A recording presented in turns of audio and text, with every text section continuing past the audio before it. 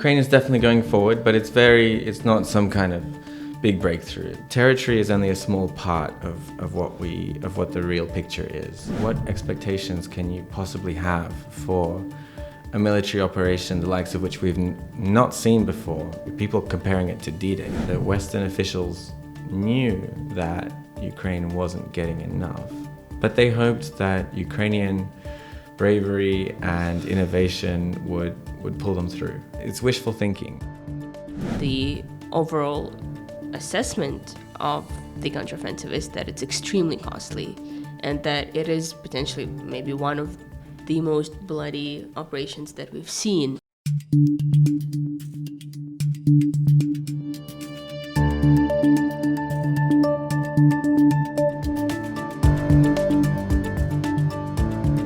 Hi everyone, my name is Anastasiia Lapatina and you're watching This Week in Ukraine, a video podcast from the Kyiv Independent.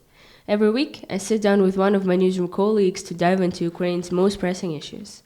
And this time, we're talking about Ukraine's counteroffensive, the progress and setbacks of the last 2 months, and what we can expect going forward. I'm joined by the Kyiv Independent reporter Francis Farrell. Francis, welcome back to the show. Good to be back. So you just returned from a working trip from the front line. So tell us a bit about where you were and what you saw there. Yeah, so I was in kind of the old hunting ground, Donetsk Oblast, around Bakhmut, the place which has seen probably the most intense fighting of the war for the last year or so. So this isn't the famous southern front line where everyone was expecting the counteroffensive, but there have been a lot of offensive actions on the Ukrainian side in that area. They've definitely taken back the initiative there. So I spent time with infantry, with artillery, with the drone unit as well, learned a lot about what the fighting looks like now. And Ukraine is definitely going forward, but it's not some kind of big breakthrough. It's infantry assaults, one position, one trench at a time, 1 kilometer at a time, or even less, and then fighting back the Russian counterattacks, the Russian attempts to take those positions back. And what's interesting about the Bakhmut area now is that these are not new brigades. These are the same brigades that have been there for months and months and months, almost all of them at least, since winter. And it's very different from what people perceive the counteroffensive as looking like. Because people think about new brigades, people think about the southern front line and this big initiative to break through. And the soldiers there, they kind of find the word counteroffensive quite funny. They don't see what they're doing in context of a counteroffensive. It's basically the same kind of fighting that they've been doing for many months.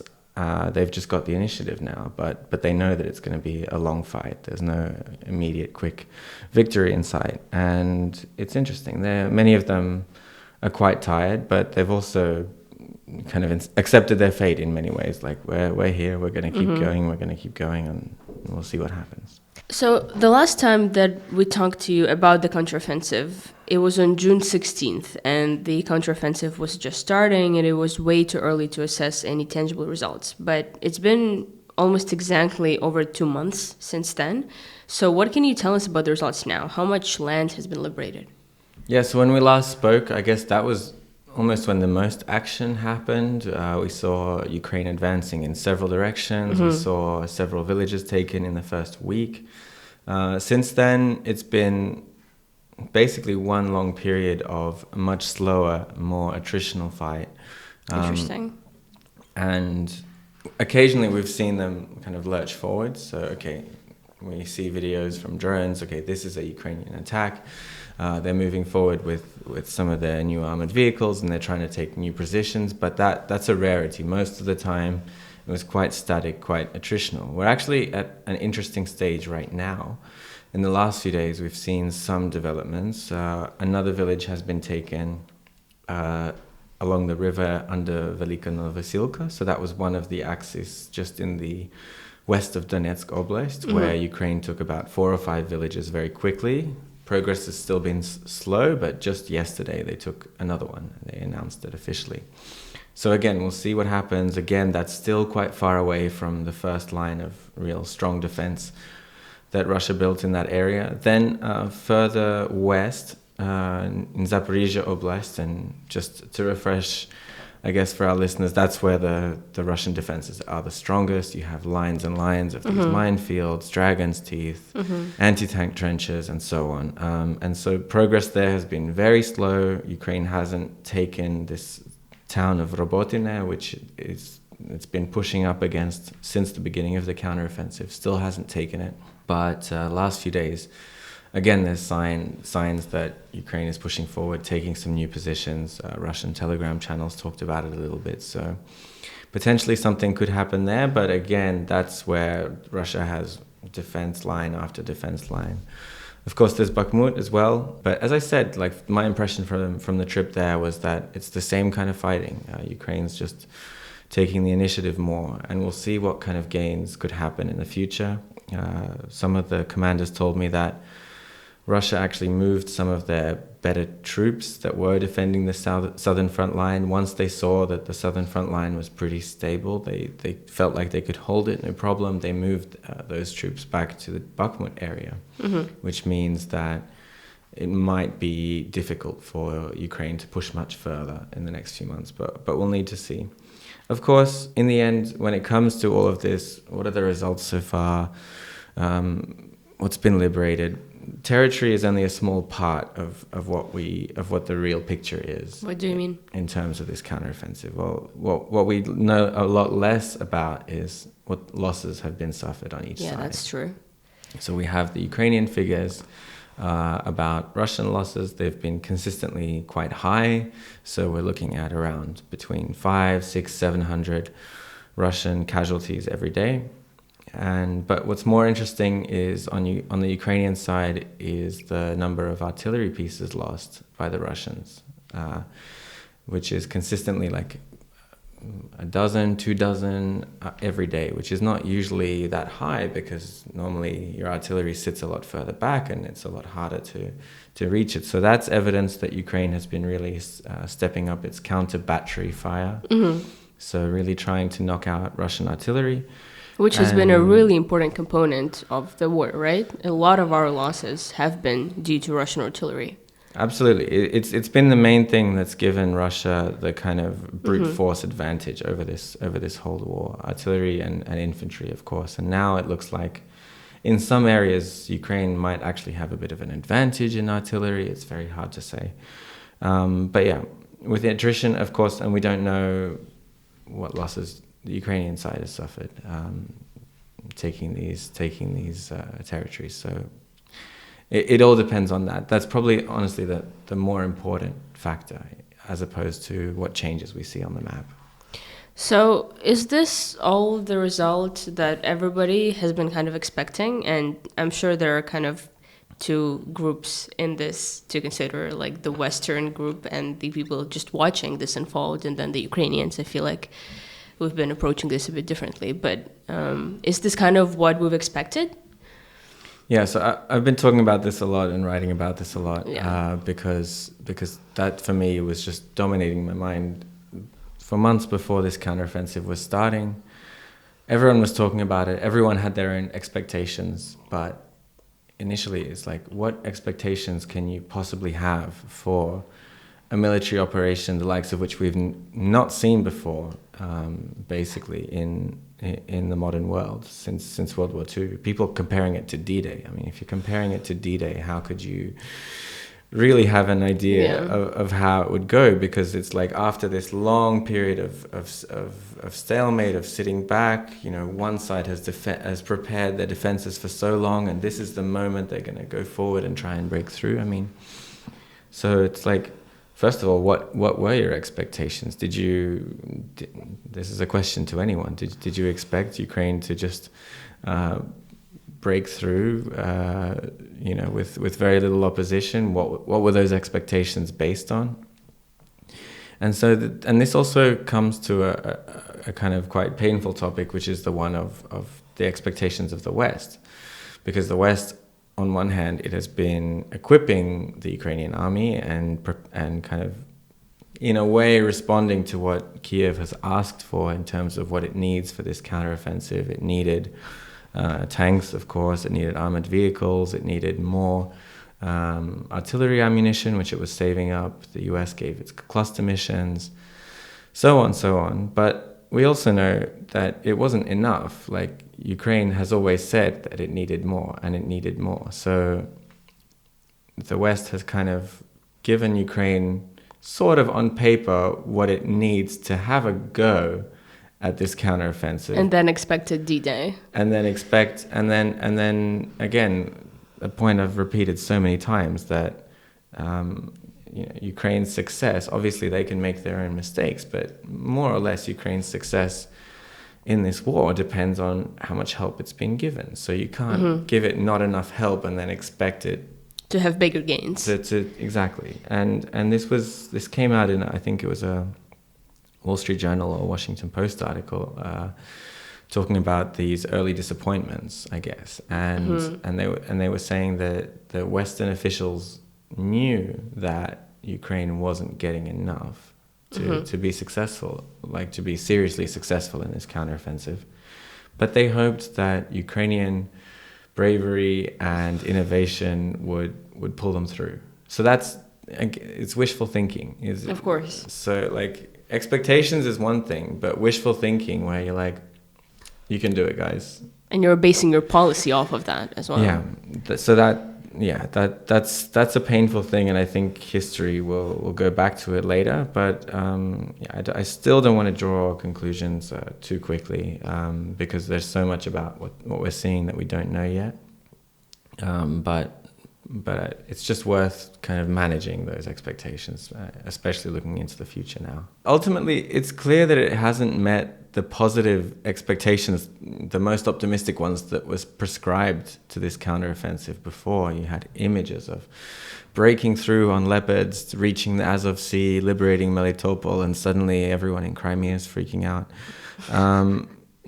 But it goes back to, why were those expectations there? And did that in any way correspond with the reality of the challenge that Ukraine was facing? And did they receive enough for it? It's clear that the counteroffensive is going potentially worse than many people expected. It's another question whether those expectations were fair, of course. But nevertheless, what have been the biggest challenges so far for the Ukrainian forces in this huge operation? There are several things you can divide it into. It's, first of all, just the inherent difficulty of the operation. We have not seen anything like this in this war, and not in any wars previously, where a military as heavily armed and prepared as Russia has had a year to get ready, dig incredibly dense fortifications, and place down incredibly dense minefields, and have a superior air force as well. Maybe not air superiority, but a superior air force with which to attack the units that are mounting this counteroffensive. We know about the minefields. We know, for example, that Russia is mixing up anti-vehicle mines and anti-personnel mines, so that whether you try and go with Leopards and Bradleys or you try and just go with dismounted infantry, you're going to have a really hard time. And if you want to clear those mines, you have to bring some mine clearing equipment really close to the front. But then you remember, this terrain is very open and flat fields, so almost anything can be seen in advance and targeted with artillery, with attack helicopters, with anti-tank weapons. So no matter how many anti-mining engineers we're going to have, this is just inherently incredibly difficult. Incredibly difficult, yeah. It boggles the mind, and the fact that, again, there was so much hype, so much expectations leading up to it, and then this is the moment where you, as a sapper or a deminer or a tank operator, is expected to go forward and take on these defenses. It's really mind-boggling. And then, of course, yes, there's the argument that, well, Ukraine just wasn't given enough in the first place, not given enough mine-clearing equipment. We know that that's in very short supply. People can talk about long-range missiles, which maybe wouldn't be super useful on the front line itself, but in terms of damaging logistics, ground lines of communication, obviously you'd rather have them than not. Also, not enough shells. Zaluzhny said all the time, we need more shells. And that could be a factor in how long this counteroffensive can last. Perhaps we'd be less happy to talk about is the mistakes that were made on the Ukrainian side. Because, I said this before the counteroffensive started, that it felt like, in this position where the odds are kind of against Ukraine, everything had to go right. And nothing ever goes right, really. Yeah. Like what they always say, the best plans fall apart at first contact with the enemy. Right. Or, as Mike Tyson said, everyone has a plan until they get punched in the face. Yeah. It all applies. And I think now is by this time we can make some early conclusions about some of the mistakes that were made. I think one of the biggest ones, maybe one of the most important ones, which was raised by military experts, but also raised by some of the commanders who I was chatting to kind of informally off the record when I was in Donbass. They were saying, well, what did you expect to happen if you're sending in new brigades who haven't, like new units, new men who haven't seen battle yet? Like, these are some of the new brigades who were given the best equipment, the Leopards, the Bradleys, and they were trained in NATO countries, which is all well and good. I'm sure that was great training, but it doesn't compare to actually being in battle, actually having combat experience. One commander told me that, a unit or a soldier is only really effective and kind of hardened as a soldier after his or her sixth campaign, because the first one, it's just a given that on first contact, many people will be scared, will run away, will panic, will forget their training. And so that's what people were saying in Donbass, like they should have given the Leopards to us. We know how to fight. We could have led this counteroffensive, and instead it was led by people who'd never seen battle before, and I think that's a fair assessment, especially when it's agreed upon by both military experts and commanders. And this is where it goes into speculation, where we don't understand what the general staff is seeing. We don't understand what Zaluzhny is saying. You could argue that this southern front line was never going to be the right place to attack, especially now with Russia so prepared and braced for an attack there, that they should have done more of a diversion somewhere else, near Bakhmut or near Kupiansk or something like that. Could be made, that argument, but again, not something we can really say with any kind of qualification from our position here. You've already touched on the costs of all of this, and you mentioned that while Russia seems to be suffering a lot, we don't really know much about Ukrainian losses, officially at least. But it does seem to me that the overall assessment of the counteroffensive is that it's extremely costly, and that it is potentially maybe one of the most bloody operations that we've seen. And, just simply by looking on Ukrainian social media, you can see like the flooding of black and white photos and, images of people who died, and everyone has somebody who either died or they know somebody who has that person. So it's the picture is overall quite dark.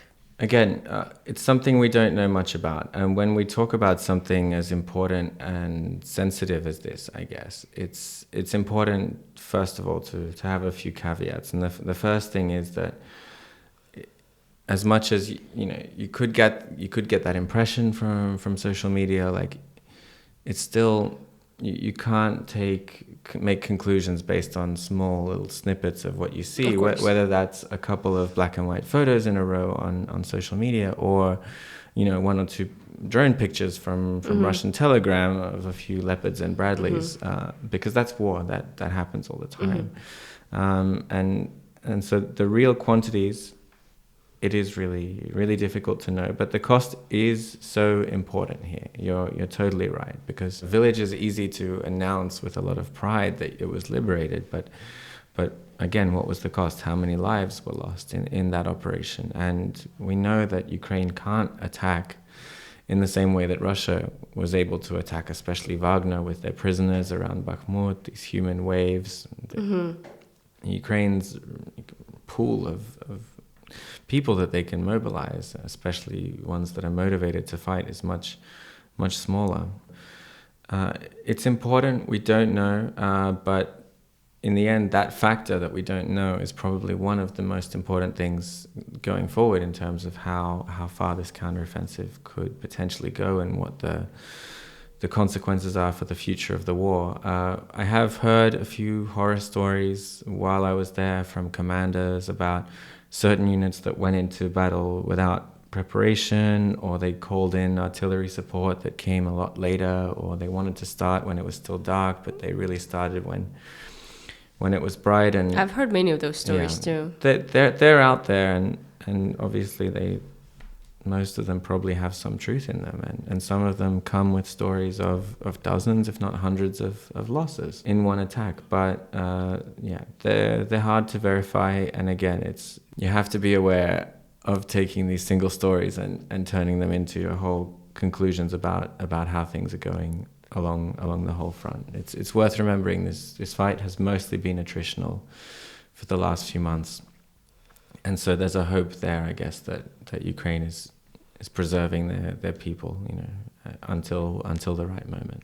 The one thing that I was really surprised about in our counteroffensive is how long it took us to cross the Dnipro around the Kherson region, because that seemed to me like it would be maybe the first priority or one of the few most important things that they would be doing, and they would do it quite quickly. But it only happened very recently, and I mean, I assume the Kakhovka Dam probably has something to do with that. But what is your assessment about that? Because I've heard from soldiers who directly participated in those operations that they think a lot of time was lost, and by the time that Ukrainian forces really began doing it actively, so much time has passed that Russians were onto them wherever they went, that Russians knew all of our positions, they knew what to expect, and it took a really long time there.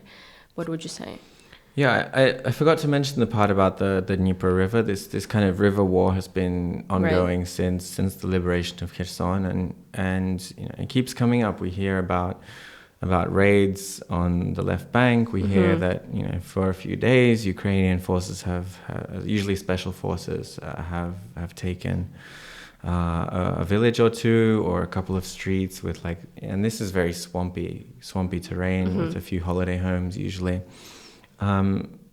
What we heard recently seems to be the most substantial, the most serious kind of landing attempt on the other side.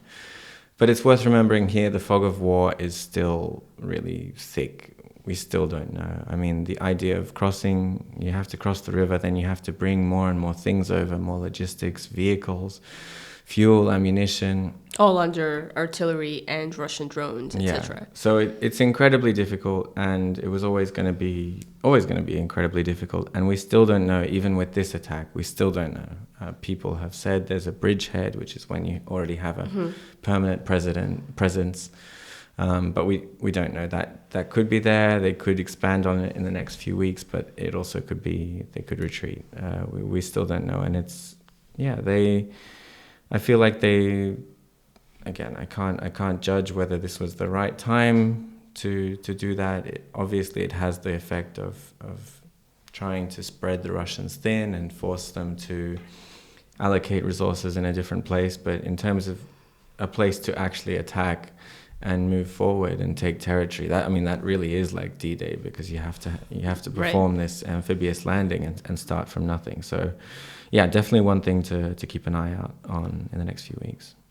In our last counteroffensive episode back in June, you described how Ukraine had to eventually decide where and at which main direction it's going to commit the majority of its forces, that this kind of breakthrough important moment is going to come. Has that happened yet? Yeah, it's a very good question, and it's a question that doesn't have a super clear answer, unfortunately.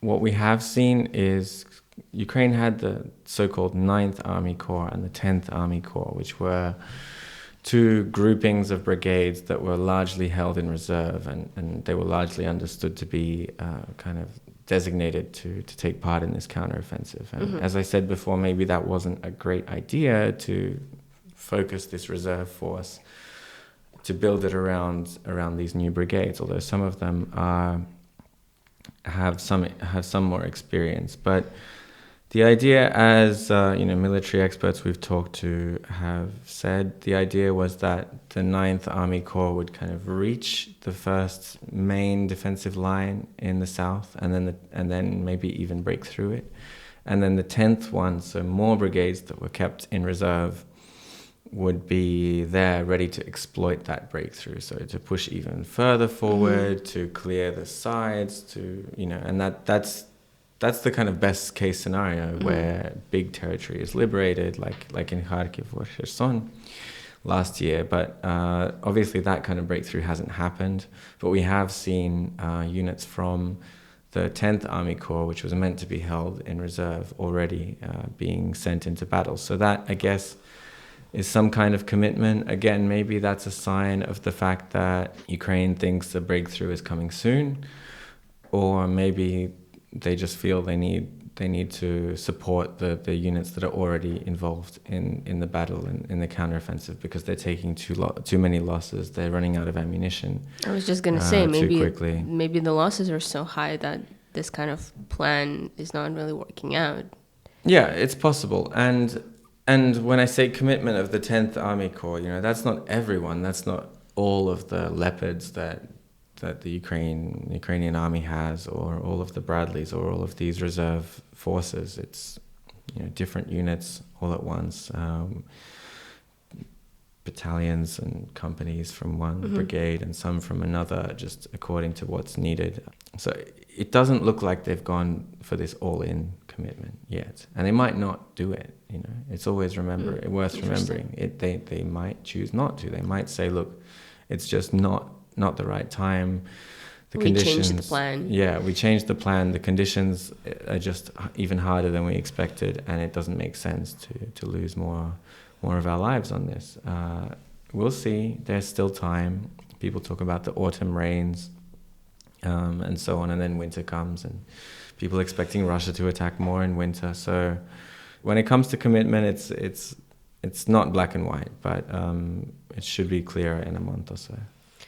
So given the fog of war and all of the things we don't know, and the kind of inherent difficulty and unpredictability of everything that's going on, is there anything that we can even expect at all going forward?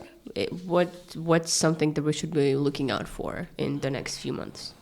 Yeah, so going forward, obviously we'll be looking at the map. We'll be looking at, as we always are, right, about whether there are big, successful pushes, assaults to take more territory. But if not, otherwise it's always worth remembering. Like we'll be looking at to see whether Ukraine maintains the initiative. Obviously, if we start to see Russia pushing back around Velika Novosilka or Bakhmut or Zaporizhia, then that's probably means the counteroffensive is over. But so long as Ukraine is still moving forward, things could change. They could change quickly.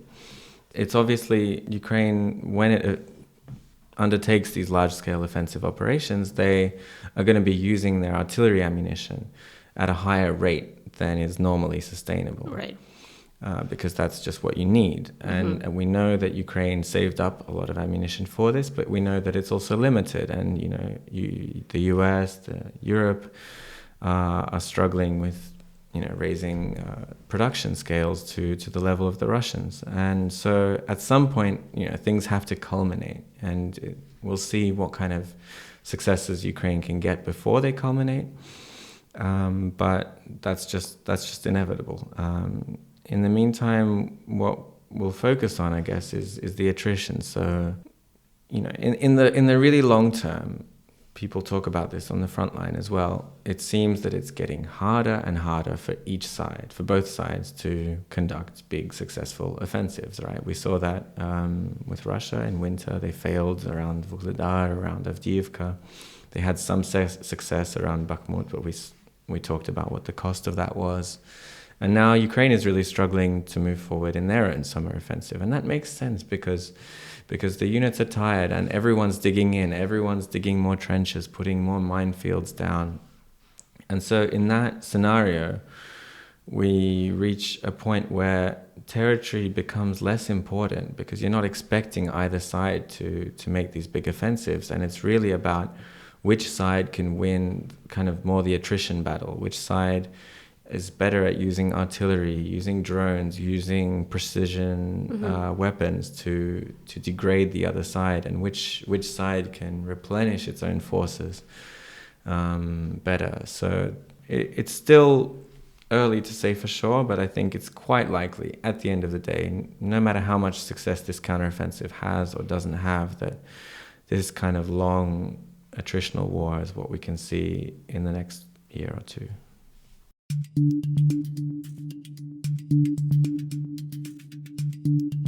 We're now going to be moving to some questions that we received from our supporters, our community members.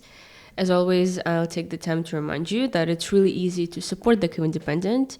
You just have to go to kyivindependent.com/membership and donate to us. There is an option for a one-time donation and also different tiers to become a member of the community and support us monthly for as little as $5 a month. All monthly supporters get really cool perks like access to discussions with editors, exclusive events. You also get access to a Discord server, which includes all community members and us, and we try to participate as much as possible. You can shoot us questions and share opinions.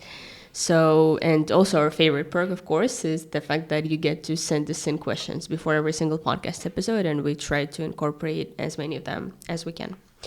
So the first question that we got was, regarding the counteroffensive, what is the biggest need for Ukraine and what is needed to ultimately accomplish the goals of Ukrainian forces? What Ukraine needs for the counteroffensive, we talk about F-16s and so on, but the most important thing is ammunition.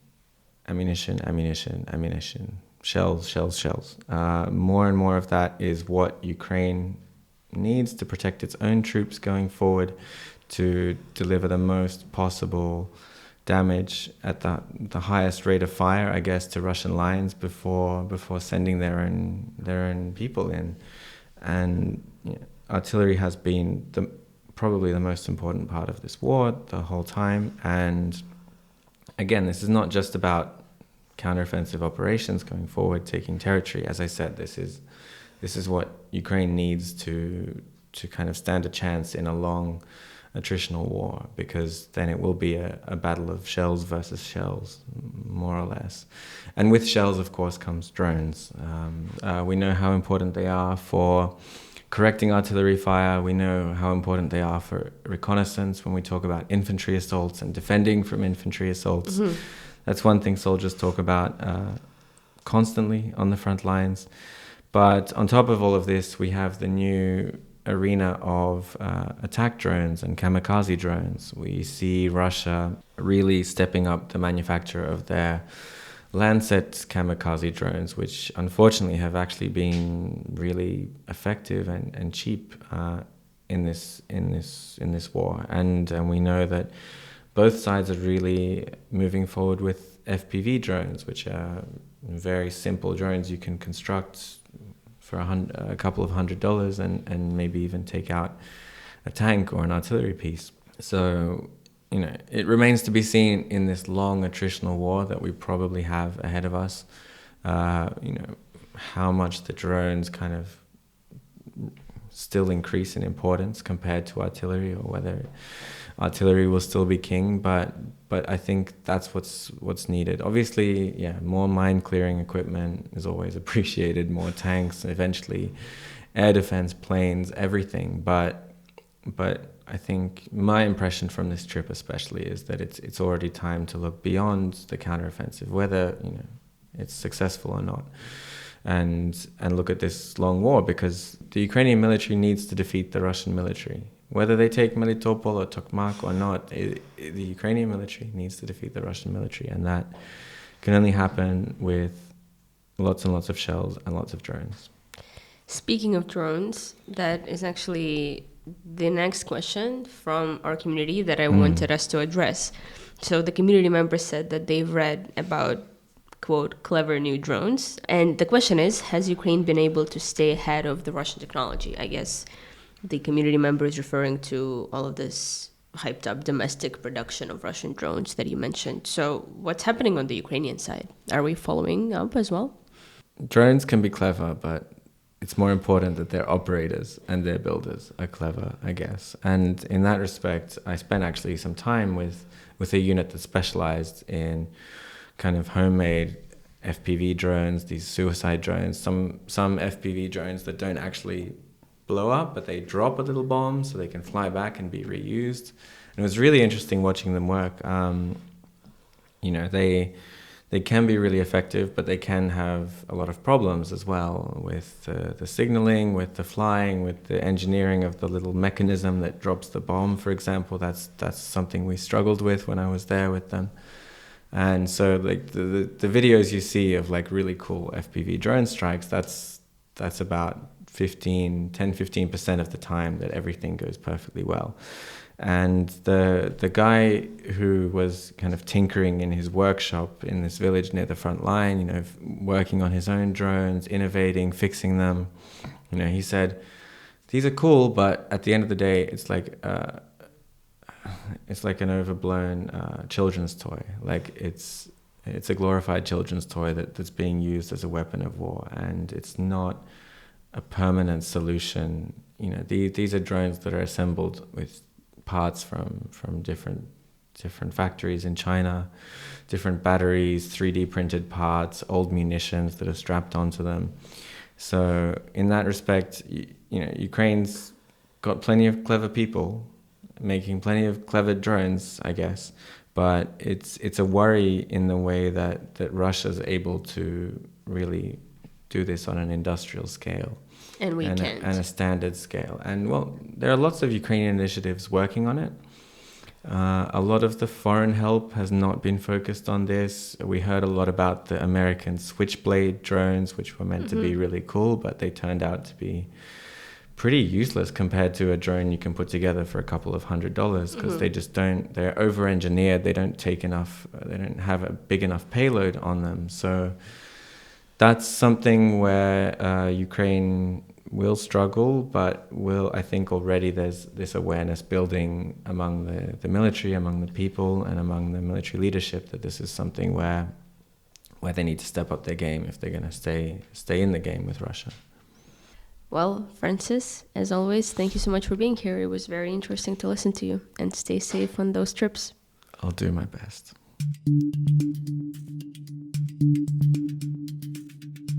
Also this week, Russia has attacked Ukrainian ports 7 times since Moscow pulled out of the Black Sea Grain Initiative, Ukraine's President Volodymyr Zelensky said in his latest evening address.